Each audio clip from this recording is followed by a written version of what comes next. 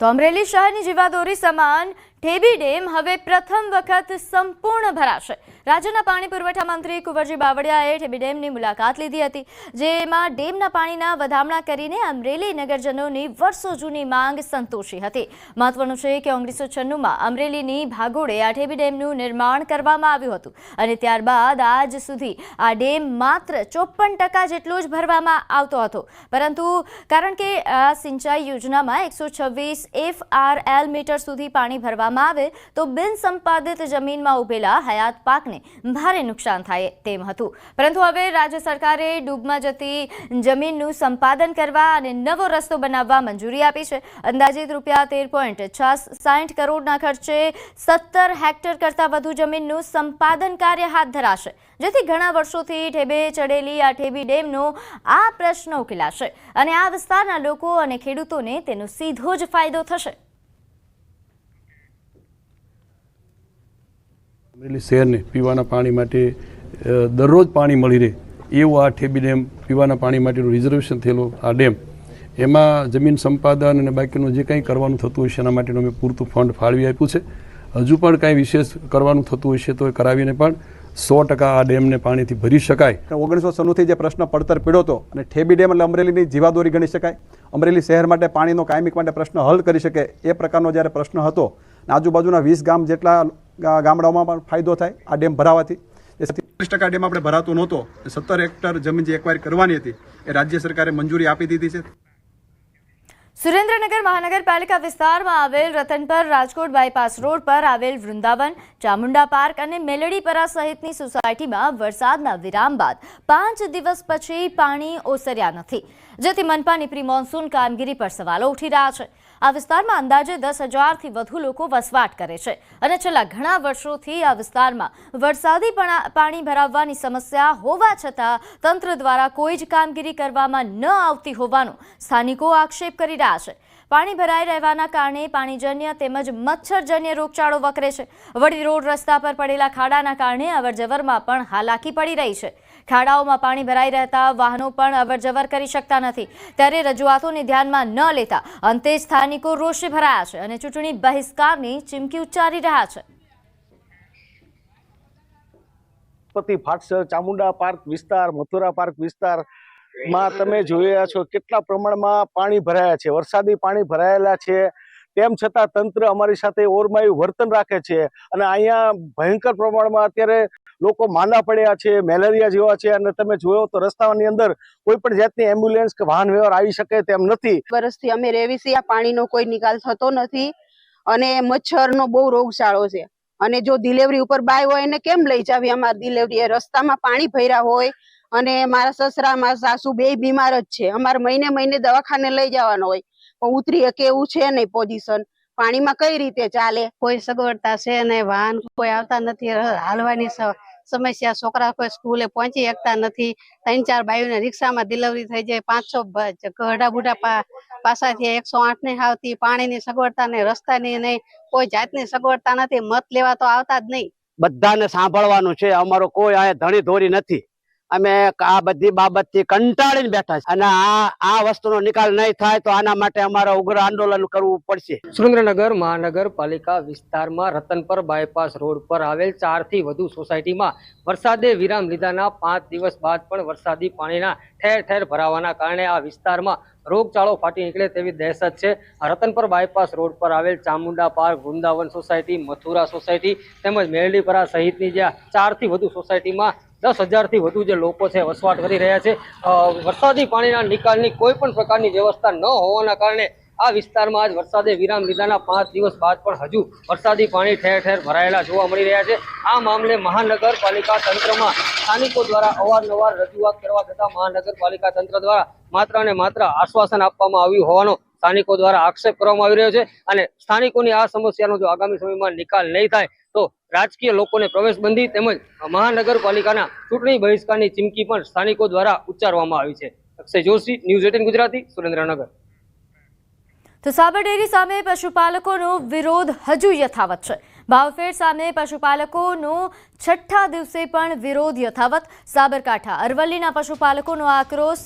ડેરીની ભાવફેરની જાહેરાતને પશુપાલકો લોલીપોપ ગણાવી રહ્યા છે. સાબર ડેરીએ ગઈકાલે નિયામક મંડળની બેઠક બાદ જાહેરાત કરી હતી. પ્રતિ કિલો ફેટે 995 રૂપિયા મુજબ ભાવ ચૂકવવાની જાહેરાત કરી હતી. ત્યારે અગાઉ 960 રૂપિયા પ્રમાણે ચૂકવાયો હતો ભાવફેર.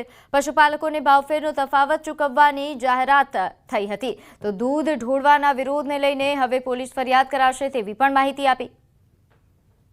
તો આ દ્રશ્યો છે. છેલ્લા 6 દિવસથી આ જ રીતે પશુપાલકો વિરોધ દર્શાવી રહ્યા છે. ખાસ કરીને જો વાત કરવામાં આવે, ઘણા પશુપાલકો છે જે દૂધ ઢોળીને વિરોધ કરી રહ્યા છે. ઘણા પશુપાલકો દૂધને વહેંચણી કરીને સેવાકીય કાર્યમાં વાપરીને વિરોધ દર્શાવી રહ્યા છે. પરંતુ વિરોધ હજુ પણ યથાવત છે. નોંધ્ય છે કે અહીં ચેરમેન દ્વારા અપીલ પણ કરવામાં આવી હતી કે જાહેરમાં દૂધ ન ઢોળવામાં આવે. તેમ છતાં હજુ આવા બનાવો બની રહ્યા છે. ઘણા જે દૂધ ઢોળવાના બનાવો છે તેને લઈને હવે પોલીસ ફરિયાદ કરાશે તેવી પણ ચીમકી આપવામાં આવી છે. આ ઉપરાંત જે ભાવફેર જાહેર કરવામાં આવ્યો હતો તેને હવે પશુપાલકો લોલીપોપ ગણાવે છે. તો અરવલ્લી જિલ્લામાં પશુપાલકોમાં રોષ યથાવત છે. નવો ભાવફેર જાહેર કરવામાં આવ્યો છતાં વિરોધ યથાવત. કારણ કે છઠ્ઠા દિવસે પણ અહીં જિલ્લાની દૂધ મંડળીઓ બંધ છે. મોડાસાના બામણવાડ ગામે 300થી વધુ સભાસદો નથી ભરાવી રહ્યા દૂધ. દિવસ સાંજ અહીં ધમધમતી દૂધ મંડળીઓ હવે બંધ જોવા મળી રહી છે. દિવસમાં 3500 લીટરથી વધુ દૂધની આવક ધરાવતા બામણવાડ ગામમાં વિરોધ યથાવત. 20% નફો આપવાની માંગ સાથે આ વિરોધ હજુ યથાવત. સાબર ડેરી સામે જે ઘમાસાણ છે તેના બાદ સાબર ડેરી દ્વારા ગઈકાલે સાંજે પ્રેસ કોન્ફરન્સ કરી અને જે ભાવ છે કિલો ફેટનો તે 995 કરવામાં આવ્યો છે. હવે સમગ્ર મામલે મોડાસાનું જે બામણવાડ ગામ છે ત્યાં પશુપાલકોની જે જીત છે હજુ પણ જોવા મળી રહી છે. છઠ્ઠો દિવસ છે, દૂધ મંડળી હજુ પણ બંધ છે. ત્યાં તેમની શું માંગો છે, જે જાહેરાત કરવામાં આવી છે તેમનું શું કહેવું થાય છે? 995 કિલો ફેટનો ભાવ જાહેર કરી દેવામાં આવ્યો. શું માનો છો, આ યોગ્ય ભાવ? ના, આ ભાવ બિલકુલ યોગ્ય નથી. અમને એ જો ખરેખર દિલથી વિચારતા હોય માણસો, તો આ માણસોને શું પરિસ્થિતિ છે અત્યારે ગામડામાં આવીને એ બા એક દિવસ રોકાઈને અનુભવ કર્યો કે કઈ રીતના આ પૂરું થાય છે. એમ લોકો નથી પાલવતું બિલકુલ. ખરેખર એના માટે આ બધું કર્યું છે. ના કરો, વર્ષે ભાવ વધવો જોઈએ. આટલી બધી પ્રોડક્ટો આપણા ડેરી બનાવતી હોય અને એ નુકસાનમાં જાય, આ કઈ રીતનો ધંધો છે? એમ તો પછી બનાસ કરી દો ને, મોથાકૂટ જાય મારે, હાકર જીવાય મારે. તમારો પેટ ભરવા માટે ડિરેક્ટરોના ઘર ભરવા માટે 40 લાખ રૂપિયા લઈ લો, નોકરી મૂકો, એ બધું અમને ખબર નથી પડતી. અમે વધરા છીએ, બધું જોઈ રહ્યા છીએ. આનો અંત ક્યારે? આનો અંત તો નહીં આવે તો અમે બંધ ચાલુ નથી કરવાના. દૂધ અંત તો લાવો જ પડશે. ના લાવો તો ગોધીજી રાહે અમે આંદોલન વધારે કરશું. એમ માંગ કેટલાની છે? માંગ 25 રૂપિયાની. 25% નફો હમણાં આવવો જ જોઈએ. 25% તો તમારે કેટલું દૂધની રોજની આવક થાય છે, તો કેટલું નુકસાન? રોજનું મારું સમજો ને 115થી 20 લીટર દૂધ આવે છે. રોજનું 4 થી 4.5 હજાર રૂપિયાનું દૂધ થાય. બરાબર. આજે 5 કા છઠ્ઠો દિવસ આવ્યો આજે. બરાબર. 10 દિવસના 45,000 રૂપિયા થાય મારે. તો એ લોકોએ અમે કાલે જે ભાવ ફેરની જાહેરાત કરી 995 પ્રમાણે, એ ટકાવારી પ્રમાણે ગણવા જઈએ તો આપણે 2 થી 2.5% જ નફો થાય છે. બરાબર. મિનિમમ 20 થી 25% નફો અમને મળવો જોઈએ. કારણ કે અમને કોઈ પાલવાયું જ નહીં. ગઈ સાલ જેટલો એ ભાવ વધારો કે ગઈ સાલ 70% હતું. એ લોકો કેલ્ક્યુલેશન નહીં કરતા હોય કે ભાઈ આ 17 થાય છે કે 12 જ થાય છે. ગઈ સાલ કરતાં તમને અત્યારે કેટલું નુકસાન જઈ રહ્યું છે? નફામાં નુકસાન કેટલી? ગઈ સાલ જુઓ, મારા 11.5 લાખનું દૂધ હતું, એમાં મારા 2,80,000 રૂપિયા નફો આવ્યો હતો. આ સાલ મારે 13 લાખનું દૂધ છે અને 2,40,000 આવ્યા છે. કેલ્ક્યુલેટ કરી લો તમે, 1 લાખ રૂપિયા પૂરા. 1 લાખ રૂપિયા નુકસાની છે. બોલો, અમે 1 લાખ રૂપિયા અત્યારે 1,000 રૂપિયા કોઈ આપે છે ઓછી ના? કોઈ ના આપે. તો એની જગ્યાએ 1 લાખ રૂપિયા નુકસાની છે. બોલો, શું કરવાનું મારે? એટલું હું તો દરેક ગ્રાહકોને અપીલ કરું છું કે 20 થી 25% નફો મળે પછી તમે દૂધ ચાલુ કરજો અને થોડા કાંઠા થઈ જજો. ભલે 15 દિવસ દૂધ બંધ રાખવું પડે એમ, બાકી એના સિવાય સારું નથી એમ. તમે શું કહેશો, કેવી નુકસાની અત્યારે? ચોક્કસથી અન્ય જે આપણે સરપંચ એમને પૂછીશું, કેટલાક સભાસદો ગામમાં કેટલું લીટરની આવક થઈ રહી છે અને એ દૂધનો અત્યારે શું કરી રહ્યા છો? બામણવાડ ગામમાં દૂધ મંડળીમાં 360+ સભાસદો દૂધ ભરાવું છે, જે છેલ્લા 6 દિવસથી સદંતર બંધ છે. તો અમારા ગામમાં સમજદાર છે બધા, દૂધ વેરપતા નથી, રસ્તા પર દોડતા નથી, આજ દન લગીને કોઈ વિરોધ કર્યો નથી. બધા પશુપાલકો ખુશ છે કે જો લગીન ન્યાય ના મળે તો લગીન દૂધ આપવાનું નહીં. અને દૂધ જેને ના હોય ગરીબ હોય એને આપી દેવાનું મફત અને સેવા કરશે. હરાદો પેલો ડિરેક્ટરનો હરાદ કરીને ખોઈશે શાંતિથી ફર્સ્ટ ક્લાસ 2 ટાઈમ દૂધ પાક બનાવીને ખોઈશે. કોઈ તકલીફ નથી અત્યારે ખાવા પીવા માટે. જો લગીને મને 25% નફો નહીં મળે ત્યાં લગીને અમારી ડેરીમાં દૂધ નહીં ભરાય. એટલે આ ડિરેક્ટરનો એમ છે MD બેઓને કે 995 કરી નાખ્યો એટલે પબ્લિક ગઈ સાલ જેટલો નફો ગણી લે અને ખુશ થઈ જાય. ગઈ સાલ 800 રૂપિયા દૂધનો ભાવ હતો કિલો ફેટનો, આ સાલ 850 છે. એટલે 1040 રૂપિયા ચૂકવો ને તાને 70% ગઈ સાલ જેટલો નફો બેહ. ચોક્કસથી જે પ્રકારે ગઈકાલે જે જાહેરાત કરવામાં આવી સાબર ડેરી દ્વારા, ત્યારબાદ પશુપાલકોના જે નિવેદન સામે આવી રહ્યા છે તે તેમની જીદ સાથે જોવા મળી રહ્યા છે કે તેમને જે 70% નફો ગત વર્ષે હતો તે આપવામાં આવે.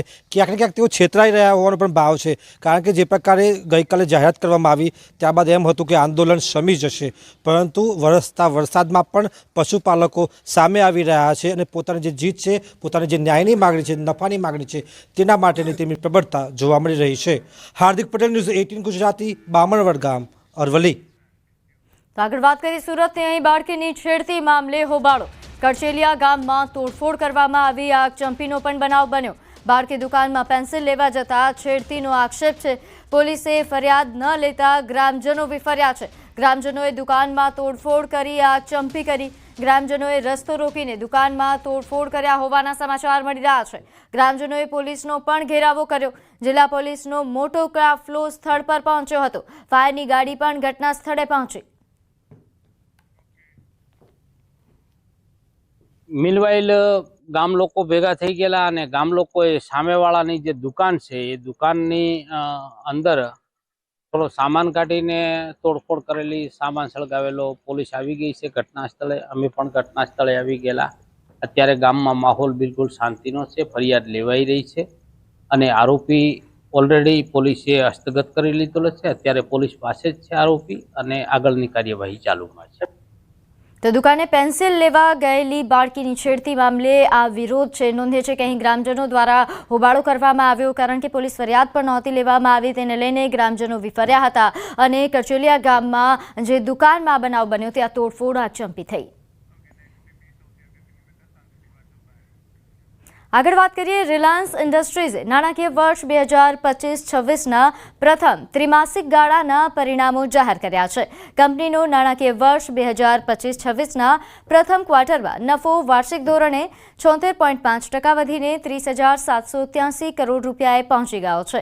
ગત નાણાકીય વર્ષના સમાન ગાળામાં જ કંપનીને 15,138 કરોડ રૂપિયાનો નફો થયો. રિલાયન્સ ઇન્ડસ્ટ્રીઝના પરિણામો શુક્રવારે શેરબજાર બંધ થયા પછી જાહેર કરવામાં આવ્યા. રિટેલ અને ડિજિટલ સેવાઓમાં મજબૂત ગ્રોથના દમ પર કંપનીની કોન્સોલિડેટેડ આવક પણ 6% વધીને 2.73 લાખ કરોડ રૂપિયા થઈ છે. આ સમયગાળામાં જીઓ પ્લેટફોર્મ્સનો નફો એ 25% વધીને 7,110 કરોડ રૂપિયા રહ્યો છે, જ્યારે તેનો EBITDAનો લગભગ 24% વધીને 18,135 કરોડ રૂપિયા થયો છે. પ્રથમ ત્રિમાસિક ગાળામાં કંપનીનો નેટ સબસ્ક્રાઇબર ગ્રોથ એ 99 લાખના મજબૂત સ્તરે રહ્યો. તો જીઓ ટ્રુ 5G યુઝર્સની સંખ્યા પણ 20 કરોડને પાર થઈ ગઈ છે, જ્યારે જીઓ એર ફાઇબર હવે 74 લાખ ગ્રાહકો સાથે વિશ્વની સૌથી મોટી ફિક્સ્ડ વાયરલેસ એક્સેસ સેવા બની ગઈ છે. આ ઉપરાંત રિલાયન્સ રિટેલની આવક ગત વર્ષના સમાન સમયગાળાની સરખામણીએ 11.3% વધીને 84,171 કરોડ રૂપિયા થઈ ગઈ છે. આ ઉપરાંત EBITDA ના 12.7% વધીને 6,381 કરોડ રૂપિયા થયું છે.